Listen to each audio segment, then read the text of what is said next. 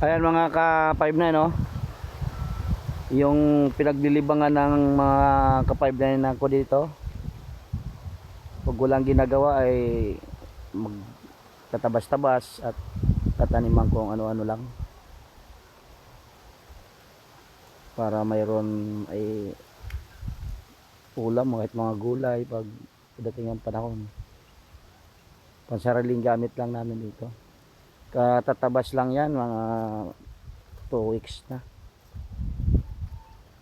Tapos ayan naman, tumubo kunti-unti yung mga damo.